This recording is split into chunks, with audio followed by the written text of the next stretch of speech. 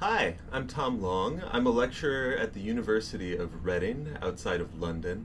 I'm also an affiliated professor at the Centro de Investigación y Docencia Económicas in Mexico City.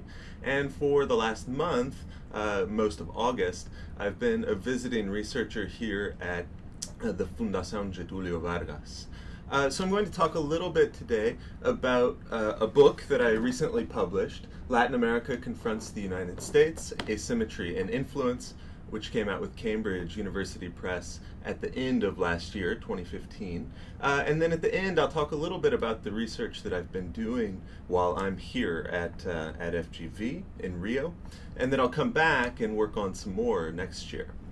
So, Latin America Confronts the United States came out of my PhD research. I did my PhD at American University in Washington. And the book is really trying to offer a new perspective on U.S.-Latin American relations. So I come at this from international relations theory, and I'm particularly interested in the dynamics of asymmetry as they play out in the Americas. So I'm interested in questions of how disparities in power structure relationships between states, how the leaders of states deal with those asymmetries of power, and particularly how the leaders of the smaller or weaker states in those relationships try to achieve influence in those relationships. So in the book, I look at four historical cases in depth, and I did a lot of archival work in the United States, but also in Argentina, Brazil, Colombia, Panama, and Mexico.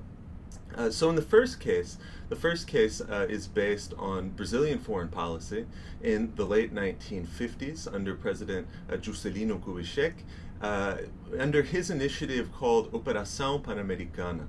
And Kubitschek was really trying to advance a new paradigm for development economic relations more broadly in the Americas.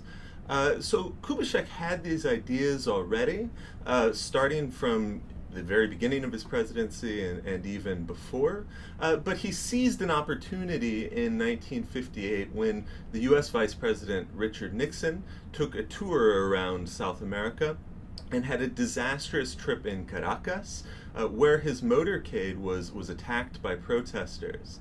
And Kubitschek seized on this to advance what he called a need for a new look at inter-American relations, and particularly at economic questions, trying to pitch his ideas that he had already in a new context that would be more salient for U.S. policymakers.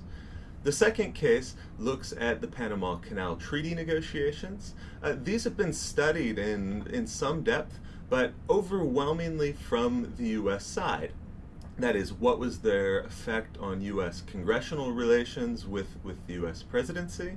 How did opposition to the Panama Canal treaties influence the rise of the new right wing of the Republican Party? But there's been very little, or there had been very little written about them from the perspective of Panamanian foreign policy. So that's what I really tried to do in that case, is look at how one of the smaller states in Latin America is able to set out and achieve its goal really against strong U.S. opposition. We often think about this in terms of President Carter coming in and proposing a more cooperative relationship with Latin America. But Panama had been working on this issue far before that, and I think in many ways put it on Jimmy Carter's agenda. And so that case traces that process over a decade. The third case looks at Mexican foreign policy and the negotiation of the North American Free Trade Agreement.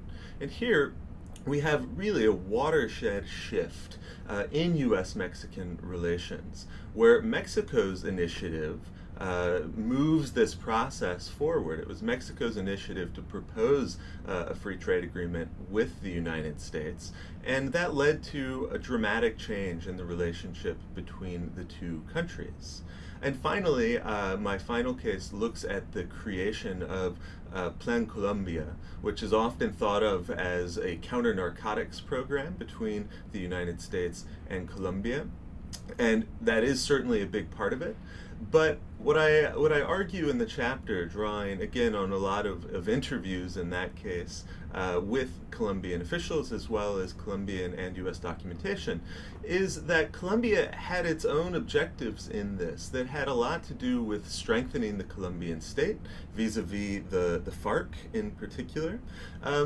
And that it knew what was salient for the United States, which was drug trafficking, and so it used that language, but actually was pursuing a set of goals in parallel to that. So building on these four cases, I tried to look a little bit more broadly at what sorts of strategies are available to Latin American leaders in their relationships with the United States.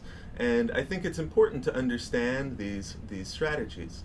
Things like using institutions, building groups of supportive states. This was very important in a number of the cases. In Panama, in particular, Panama turned to Latin American countries, and in particular, a handful of Latin American democracies. Panama was not a democracy, but was able to draw some legitimacy from the support of democratically elected leaders elsewhere in Latin America in dealing with the United States and gaining legitimacy for its claims around the Canal. So looking at all of these strategies to argue that in certain cases, in many cases, Latin American leaders are able to gain a greater degree of influence than is often understood. I think if we look at the literature on U.S.-Latin American relations, it's often, Latin American influence or agency is often minimized for a couple reasons. On one hand, you have an establishment school, to use Russell Crandall's term, that focuses on how U.S. policy is made, and therefore sees U.S. policy as really the determining factor. On the other hand, you have a revisionist synthesis, to use Mark Gilderhus's term, that criticizes the uses and abuses of U.S. power. And I think at times, while doing some very important work to unearth the prejudices behind U.S. policy, to unearth the violations of human rights that have been supported at times by the United States during the Cold War, minimizes the role of Latin American leadership too much.